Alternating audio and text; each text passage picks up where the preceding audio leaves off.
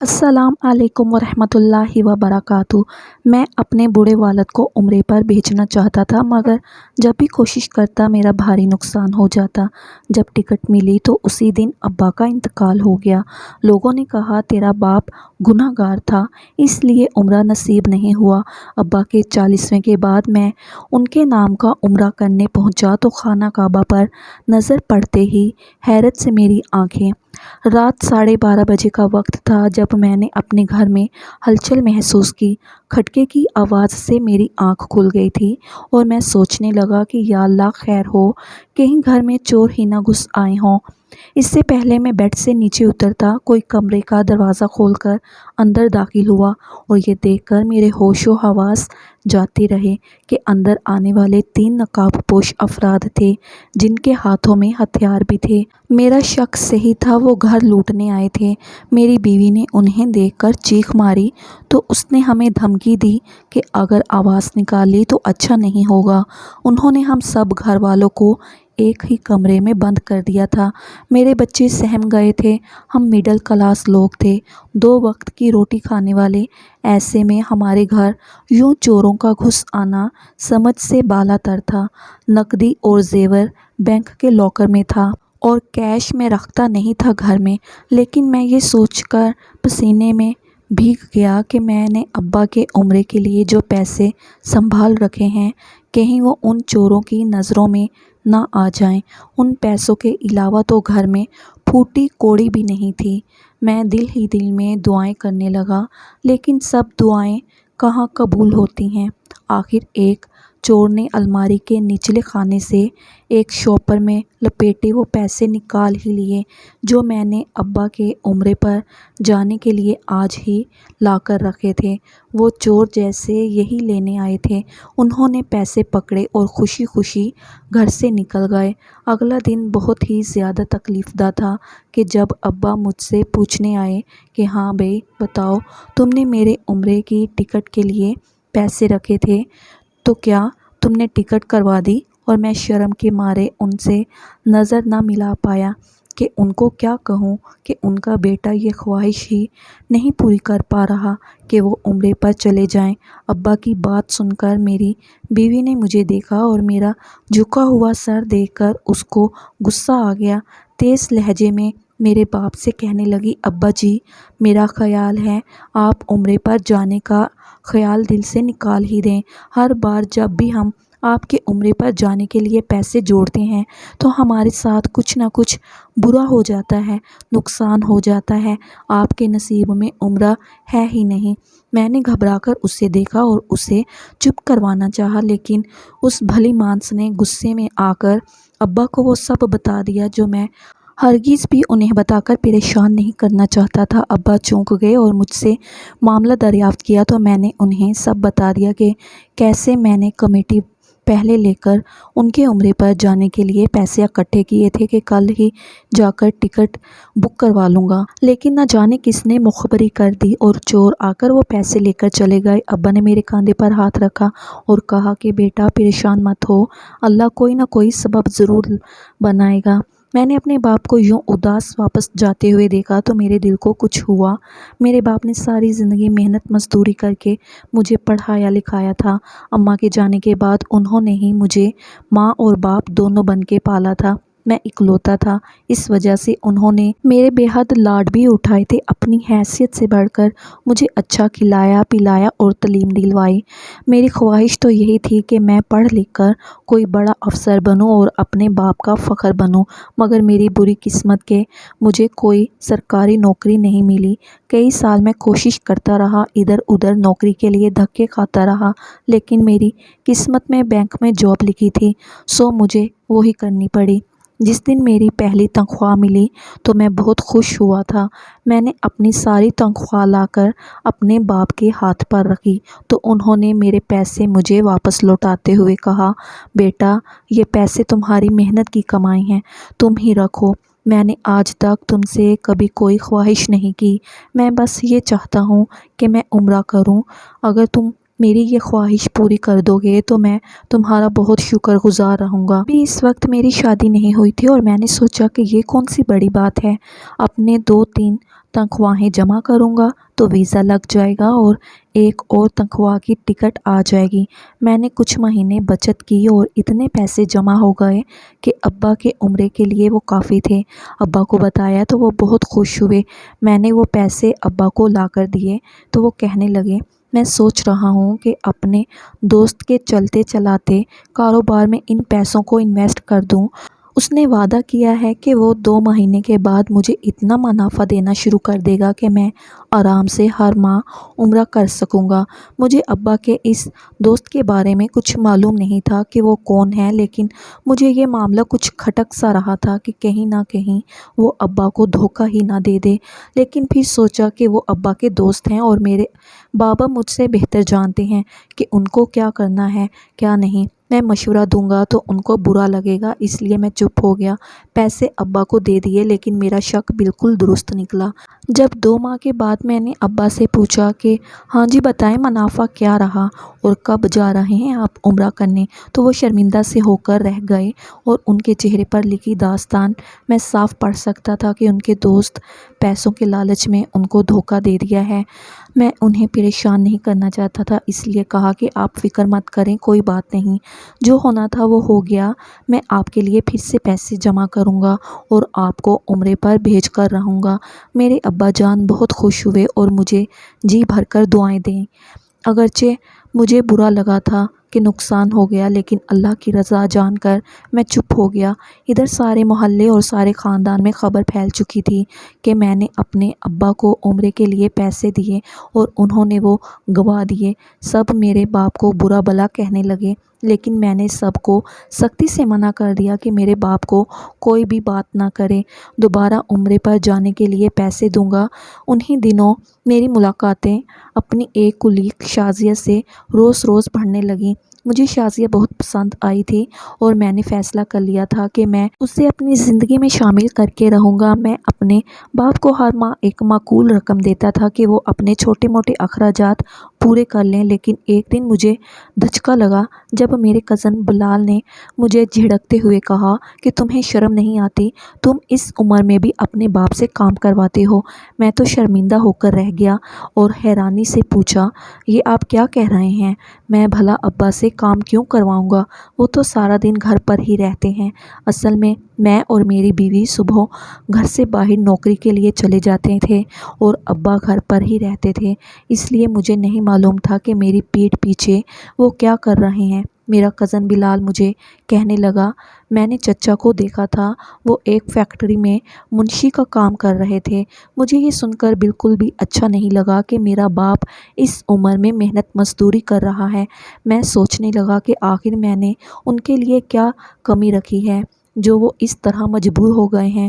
پھر اچانک میرے ذہن میں آیا کہ ابا کی عمرہ پر جانے کی بہت خواہش تھی اور میں تو اپنی شادی کے بعد بھول ہی گیا تھا، اس لیے ہو سکتا ہے کہ وہ خود اپنے طور پر عمرے پر جانے کے لیے پیسے اکٹھے کر رہے ہوں۔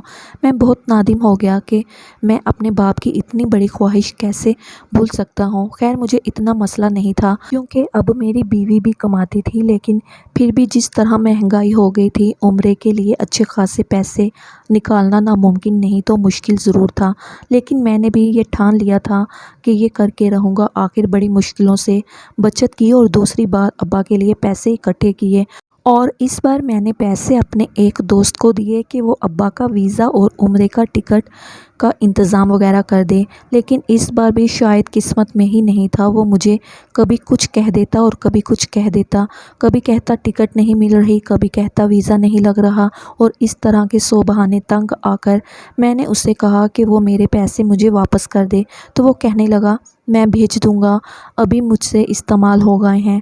میں تو سر پکڑ کر ہی رہ گیا، خدایا یہ کیسی آزمائش ہے۔ میں تو اپنے باپ کا بھلا سوچ رہا ہوں، اس کی دیرینہ خواہش پوری کرنے کے لیے انتظام کر رہا ہوں، لیکن ہر بار نقصان ہی ہو رہا ہے۔ میری بیوی کو بھی جب پتہ چلا تو اس نے بھی میرے دوست کو کافی باتیں سنائیں کہ آج کل کا زمانہ ہی نہیں رہا کہ بندہ اعتبار کس پر کرے۔ پھر مجھے کہنے لگی، اب آپ چھوڑ دیں، میرا نہیں خیال کہ ابا کی قسمت میں جانا لکھا ہے، لیکن میں نے خود کو تسلی دی، دلاسا دیا اور کہا کہ ہو سکتا ہے میری آزمائش ہو، مجھے ایک کوشش اور کرنی چاہیے۔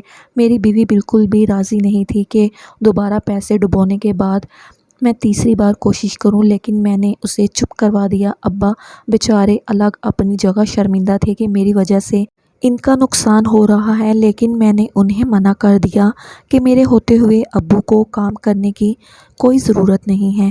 اسی دوران میرے گھر بچوں کی پیدائش ہو گئی اور میرے لیے خرچہ نکالنا بھی بہت مشکل ہو گیا تھا، تو عمرے کے لیے پیسے کا انتظام کہاں سے کرتا؟ لیکن میں نے یہ سوچ رکھا تھا کہ کچھ نہ کچھ تو ضرور کرنا ہے، اس لیے میں نے ابا کے عمرے پر جانے کے لیے الگ سے ایک کمیٹی ڈالی۔ اس بات کو میں نے اپنی بیوی کو بھی نہیں بتایا تھا کہ اگر اسے پتہ چلا تو وہ ہنگامہ کھڑا کر دے گی۔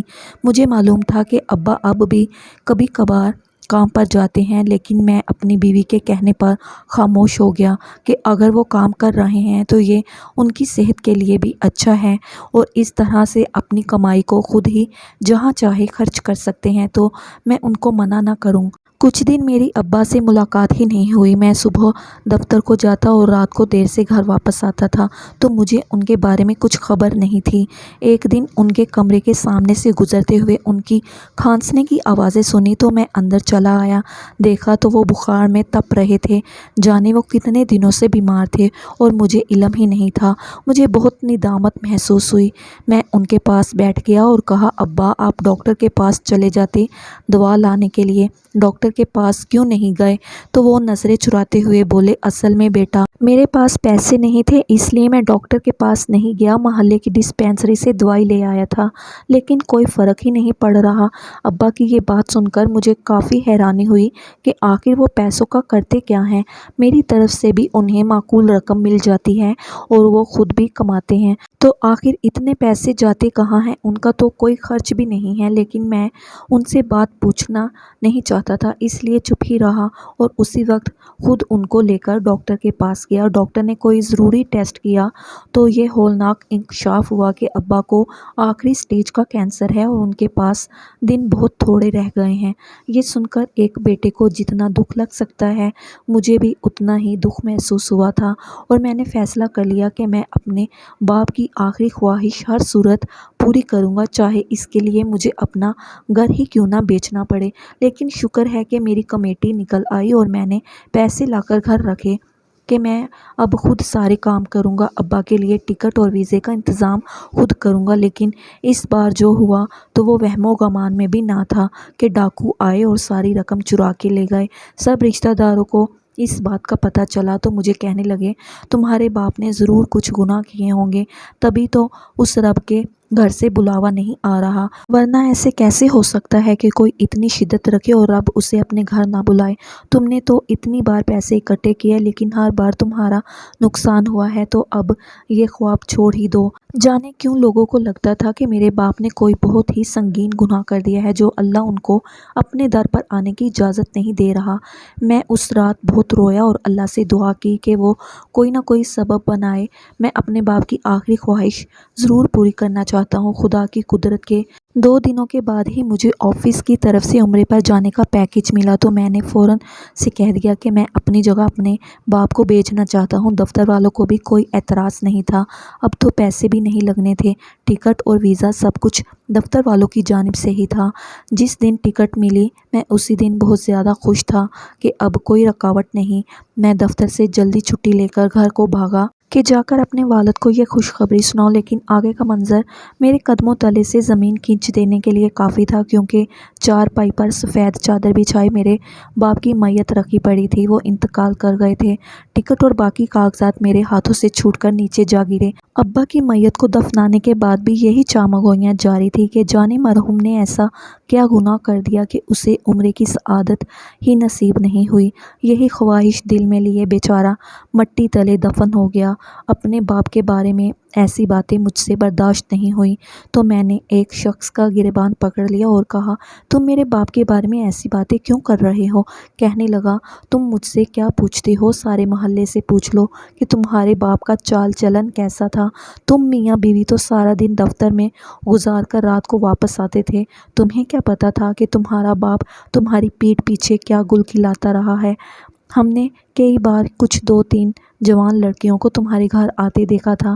تمہارے باپ سے پوچھا تو الٹا ہم پر ہی ناراض ہونے لگے کہ ہم اس کے معاملے میں مداخلت کرنے والے کون ہوتے ہیں۔ اگر وہ نہیں آتی تھی تو وہ خود ہی ان کے گھر پر چلا جاتا تھا۔ یہ باتیں سن کر تو میرا دماغ معاف ہو کر رہ گیا کہ یہ سب مجھے کیوں نہیں پتہ چلا تھا۔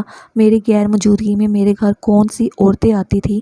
اتنے میں دروازے سے کچھ عورتیں باہر نکلیں تو ایک محلے والا کہنے لگا، یہی عورتیں جو ابھی ابھی باہر نکلی ہیں تمہاری غیر موجودگی میں اکثر تمہارے گھر آتی تھی، اور یہ آنا جانا کئی سالوں سے جاری تھا۔ ہمیں تو لگا تھا کہ تم یہ سب جانتے ہوگے، لیکن اپنے باپ کی عزت اور مروت میں خاموش رہتے ہوگے۔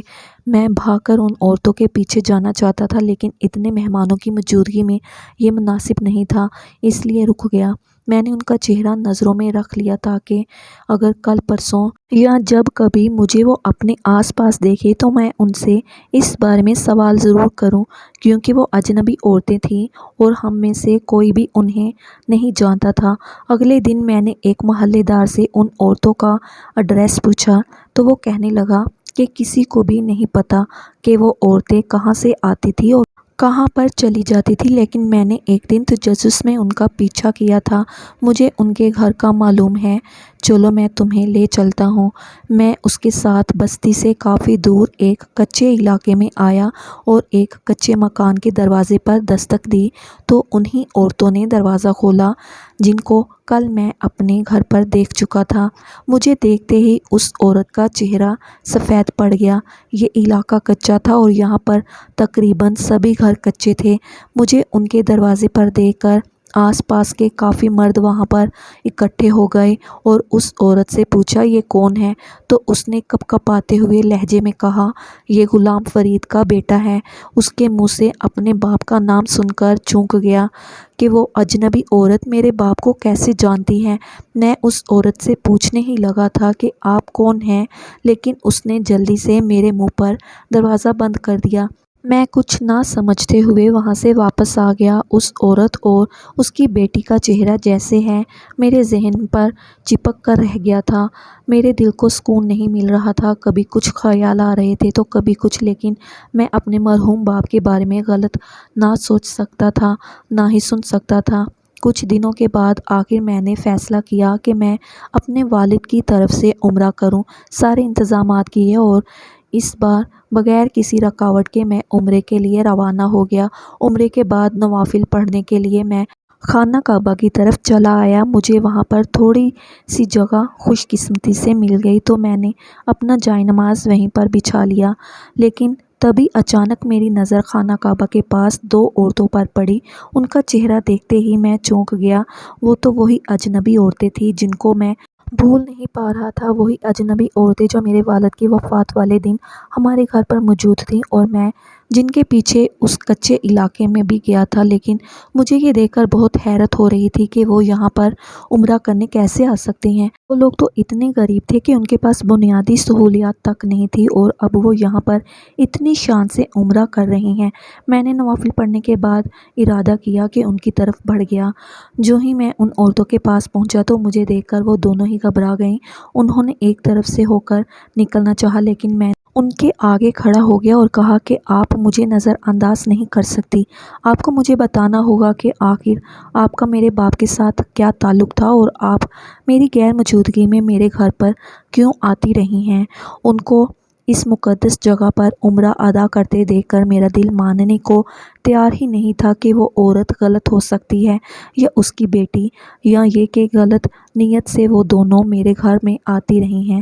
میرا دل اپنے باپ کے بارے میں ایسا کچھ بھی ماننے یا سوچنے کو تیار نہیں تھا، اس لیے میں سچ کا خلاصہ چاہتا تھا۔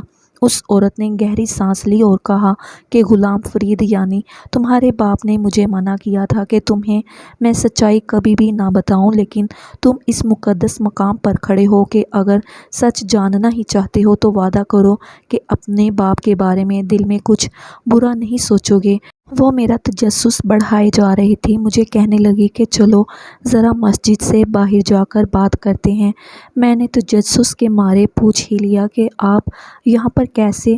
تو کہنے لگی کہ ہم دونوں ہی تمہارے باپ کی طرف سے عمرہ ادا کرنے آئے ہیں۔ یہ سن کر تو چونکنا بنتا ہی تھا، اور اب تو حقیقت جاننا اور بھی لازم ہو گیا تھا۔ میں انہیں لے کر باہر آ گیا اور ایک طرف پرسکون جگہ دیکھ کر ہم بیٹھ گئے، اور اس عورت نے بتانا شروع کیا، میرا نام بشریٰ ہے۔ میں نے ایک غریب گھر میں آنکھ کھولی۔ میری کوئی بہت بڑی خواہشیں نہیں تھیں کہ مجھے یہ چاہیے یا وہ چاہیے، بس میں اتنی خواہش کرتی تھی کہ میرا شوہر عزت کرنے والا ہو۔ جب جوان ہوئی تو ابا نے اپنے جیسے ہی غریب آدمی کے ساتھ مجھے بیاہ دیا۔ میں نے کوئی اعتراض نہیں کیا، میرے لیے اپنے گھر والوں کی عزت سب سے بڑھ کر تھی۔ مجھے غیرت پر بھی کوئی اعتراض نہیں تھا، کیونکہ میرا شوہر میری عزت کرتا تھا اور مجھ سے پیار کرتا تھا۔ ہماری 4 بیٹیاں پیدا ہوئیں، کوئی بیٹا نہیں تھا۔ غلام فرید میرے شوہر کا دوست تھا اور میرا شوہر اکثر اس کو گھر لے آتا تھا۔ میرا اور میری بیٹیوں کا اس سے کوئی پردہ نہیں تھا۔ وہ میری بیٹیوں سے بہت پیار اور محبت سے پیش آتا تھا۔ زندگی بہت اچھے طریقے سے گزر رہی تھی، لیکن میری قسمت میں ابھی مزید امتحان باقی تھے۔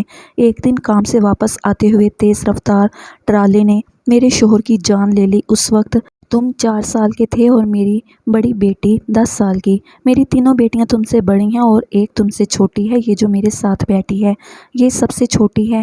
میرے شوہر کی تعزیت کرنے تمہاری ماں اور تمہارا باپ وہ دونوں آئے تھے، لیکن ظاہر ہے میرے غم کا مداوع ممکن نہیں تھا۔ تمہارے باپ نے مجھے تسلی دی تھی کہ وہ اپنے دوست کی بیٹیوں کا پورا خیال رکھیں گے۔ کچھ سال تک وہ اپنی آمدنی کا ایک مخصوص حصہ ہر ماہ باقاعدگی سے ہمیں پہنچاتے رہے۔ میرے گھر کا نظام چلنے لگا، لیکن میرے آس پڑوس اور رشتہ داروں کو یہ بات ناگوار گزرتی تھی۔ خود تو کوئی ہماری مدد کرنے کو تیار نہیں ہوتا تھا کہ کیسے ہم 5 افراد کا بوجھ بانٹیں، اور اگر غلام فرید یہ کرتا تو انہیں برا لگتا اور نام نہاد غیرت یاد آ جاتی۔ کچھ سال بعد تمہاری ماں کا بھی انتقال ہو گیا تو لوگوں کو اور باتیں بنانے کا موقع مل گیا کہ وہ یہاں پر میری وجہ سے آتا ہے۔ وہ بیچارہ کبھی کبھار آتا، میری بیٹیوں کا حال پوچھتا اور ان کے سر پر پیار سے ہاتھ رکھتا چلا جاتا، لیکن لوگوں کو یہ منظور نہ ہوتا تھا۔ ایک دن ایسے ہی وہ ہمارے گھر پر بیٹھا میری بیٹیوں سے باتیں کر رہا تھا کہ محلے والوں اور رشتہ داروں نے دروازے پر شور مچانا شروع کر دیا۔ انہوں نے مجھ پر اور غلام فرید پر بہت برے الزامات لگائے، میرے کردار کی دھجیاں اڑا دیں، اور یہ دیکھ کر تمہارے باپ سے برداشت نہیں ہوا۔ اس نے مجھے عزت دینے کے لیے اسی وقت مجھ سے نکاح کر لیا۔ تب شاید تمہاری عمر 14 برس کی تھی۔ تمہارے باپ نے کہا کہ میرا دل تو یہی چاہتا ہے کہ میں تم سب کو اپنے گھر لے کر جاؤں، لیکن میں اپنے بیٹے کو اس شادی کی خبر سے آگاہ نہیں کر سکتا۔ مجھے لوگوں کی باتوں سے ڈر لگتا ہے، وہ میرے بیٹے کو طعنے دیں گے کہ تمہارے باپ نے اڈھیر عمری میں آ کر شادی کر لی، وہ بھی جوان بیٹیوں کی ماں سے۔ یہ میں نہیں چاہتا کہ میرے بیٹے کو میری وجہ سے باتیں سننی پڑیں، اس لیے میں شادی کو صرف اسی محلے تک ہی محدود رکھنا چاہتا ہوں۔ میرا مقصد تمہیں عزت دینا اور تمہارے بچوں کی کفالت کرنا ہے۔ میں بھی اس کی مجبوری سمجھتی تھی۔ اس کا یہ احسان تھا کہ اس نے میرے سر پر عزت کی چادر اڑا دی۔ میں کبھی کبھار تمہارے گھر جا کر صفائی وغیرہ کر دیا کرتی تھی، اور کبھی اپنی چھوٹی بیٹی کے ساتھ آ جاتی تھی اور ڈھیر سارے کھانے پکا کر رکھ جاتی تاکہ انہیں زیادہ کام نہ کرنا پڑے۔ میری بچیاں جوان ہو رہی تھیں اور مجھ سے زیادہ ان کے رشتے کی فکر تمہارے باپ کو تھی۔ نہ ان کے پاس پیسے تھے اور نہ ہی میرے پاس جو ہم نے جمع کر کے رکھے ہوں۔ پھر جب تم نے عمرے کے لیے ان کو پیسے دیے تو انہوں نے ان پیسوں سے میری بڑی بیٹی کی شادی کر دی اور اس کو باعزت طریقے سے رخصت کیا، اور تم سے جھوٹ بول دیا کہ انہوں نے وہ پیسے اپنے دوست کے کاروبار میں لگائے، تو انہیں دھوکہ ہو گیا۔ میں نے ان کو منع بھی کیا تھا کہ وہ تم سے جھوٹ نہ بولیں، لیکن پھر وہ کہتے کہ میں اسے کیا بتاؤں، اور اسے کیا کہہ کر پیسے مانگوں؟ وہ اس عمر میں آ کر بھی میرے اور میری بیٹیوں کے لیے کام کرتے اور ساری تنخواہ لا کر مجھے دے دیتے تھے۔ بڑی بیٹی کی شادی کے بعد اب دوسری کی باری آئی تو ہم دونوں پھر سے پریشان تھے کہ اب کیا کریں۔ ان کے ذہن میں یہی خیال آیا کہ اس بار بھی وہ عمرے کے نام پر تم سے پیسے لے لیں گے، لیکن تم نے جب اپنے ایک دوست کو پیسے دے دیے تو تمہارے باپ نے تمہارے اس دوست سے تمہارا نام لے کر وہ پیسے لے لیے اور یہی کہا کہ وہ ٹال مٹول سے کام لے لے، مناسب وقت آنے پر وہ خود ہی اپنے بیٹے کو سب کچھ سچ بتا دیں گے۔ تو تمہارے اس دوست نے عمرے کے نام پر تمہاری طرف سے دیے جانے والے پیسے تمہارے باپ کو دے دیے اور یوں پیسوں سے میری دوسری بیٹی کی بھی باعزت رخصتی ہو گئی۔ میں تو غلام فرید کے احسانوں تلے دبی جا رہی تھی، لیکن وہ مجھے کہتا یہ تو میرا فرض ہے، میں انہیں بیٹیاں کہتا ہی نہیں بیٹیاں سمجھتا بھی ہوں، تو انہیں باپ بن کر ہی رخصت کروں گا۔ غلام فرید کی طبیعت دن بدن خراب رہنے لگی تھی۔ میں اور یہ چھوٹی بیٹی اکثر اوقات ہی ان کی خبر گیری کرنے ان کے گھر چلے جایا کرتے تھے۔ اب وہ تیسری بیٹی کے فرض سے جلد از جلد سبکدوش ہونا چاہتے تھے، لیکن کوئی بھی راہ دکھائی نہیں دے رہی تھی، یہاں تک کہ انہوں نے اوور ٹائم بھی کرنا شروع کر دیا، لیکن طبیعت خرابی کے باعث بھی ممکن نہیں ہو پا رہا تھا۔ ہم نے پھر سے جب تم نے اپنی کمیٹی کے پیسے لا کر گھر میں رکھے تو ان کو اور کچھ سمجھ نہیں آیا، تو انہوں نے اپنے جاننے والے 2 لڑکوں کو گھر بھیجا اور ڈکیتی کا ڈرامہ رچایا تاکہ ان پیسوں سے میری تیسری بیٹی کا گھر بسا سکیں۔ میں ہرگز بھی ایسا نہیں چاہتی تھی، لیکن وہ کہنے لگے ہمارے پاس اور کوئی راستہ نہیں ہے، میرا بیٹا اب کسی بھی صورت پیسے میرے ہاتھ پر نہیں رکھے گا۔ میں جانتی تھی کہ ان کو عمرہ کرنے کی کتنی خواہش ہے اور وہ ہر بار اپنی خواہش کو میری بیٹیوں کی شادی پر قربان کرتے رہے، ساری زندگی میرا اور میری بیٹیوں کا خیال رکھا، اپنی صحت کی بھی پرواہ نہیں کی، اور اب انہیں چھوٹی بیٹی کی طرف سے بہت فکر تھی، لیکن خدا نے انہیں اس بیٹی کے فرض سے سبکدوش کرنے کی مہلت نہیں دی اور ان کو اپنے پاس بلا لیا۔ میری بڑی بیٹی کچھ عرصہ پہلے ہی اپنے شوہر کے ساتھ سعودیہ شفٹ ہوئی ہے۔ جب اسے اپنے باپ کے انتقال کے بارے میں خبر پتہ چلی تو اس نے آنے کی بہت کوشش کی، لیکن طبیعت خرابی کے باعث نہ آ سکی، تو اس نے اب ہم دونوں کو یہاں پر بلایا تھا کہ ہم سب مل کر غلام فرید کی جانب سے عمرہ ادا کریں اور اس کی روح کو ایصال ثواب پہنچائیں۔ تو وہ اپنی کہانی سنا کر خاموش ہو گئی، لیکن میں جہاں تھا وہیں سن کر رہ گیا۔ میرا باپ اتنا عظیم انسان تھا کہ ساری عمر انتہائی خاموشی کے ساتھ یتیم بچیوں کی کفالت کر کے انہیں باپ کا پیار دیتا رہا، اور میں انہیں سمجھ ہی نہ سکا۔ مجھے تکلیف نہ ہو، لوگ مجھے طعنے نہ دیں، اس لیے مجھ سے چھپایا۔ انہوں نے کبھی مجھے پیسوں کے لیے پریشان نہیں کیا تھا، اور انہوں نے جو بھی کیا وہ ان کی مجبوری تھی۔ ہم سب نے مل کر ان کی طرف سے عمرہ ادا کیا۔ واپس آ کر میں ان ماں بیٹی کو اپنے گھر لے آیا کہ ساری عمر میرے باپ نے جو فرض ادا کیے ہیں اب میری باری ہے۔ میں نے سب سے چھوٹی بیٹی کی شادی اپنے بل بوتے پر کی اور اس کی باقی بہنوں کو بھی بلایا۔ ان سب کو ایک بھائی کا پیار اور آسرا ملا تو وہ رونے لگیں، اور مجھے بھی ایک ساتھ اتنی ساری بہنیں مل گئی تھیں۔ میں بہت خوش تھا۔ بہن کی رخصتی کرنے کے بعد اماں ہمارے ساتھ ہی رہنے لگی تھی۔ میرے بچوں کو دادی مل گئی تھی اور وہ تو ہم سے بھی زیادہ خوش تھے۔ وہ لوگ جو میرے باپ کو باتیں کرتے تھے، جب انہیں میرے باپ کی حقیقت پتہ چلی تو وہ میرے گھر پر آ کے مجھ سے معافی مانگ کر گئے کہ انہوں نے ایک عظیم شخص کے اوپر اتنے بہتان لگائے۔ زندگی میں اب سب کچھ ہے، ماں ہے، بہنیں، بیوی، بچے، مالی آسودگی، سب کچھ ہے، لیکن بے سکونی بھی ساتھ ہے، اور یہ بے سکونی اور بے چینی تو اب زندگی بھر کا حصہ ہے، کیونکہ باپ کی یاد ہر وقت آتی ہے۔ آپ سے التماس ہے کہ میرے باپ کی مغفرت کے لیے لازمی دعا کریں، اور آپ کو میری یہ کہانی کیسی لگی کمنٹ باکس میں اپنی اچھی رائے کا اظہار ضرور کیجیے گا، اور مزید اس طرح کی سبق آموز کہانیاں اور واقعات سننے کے لیے ہماری ویڈیو کو لائک کریں، شیئر کریں اور ہمارے چینل کو سبسکرائب کرنا مت بھولیے گا۔ شکریہ۔ اللہ حافظ۔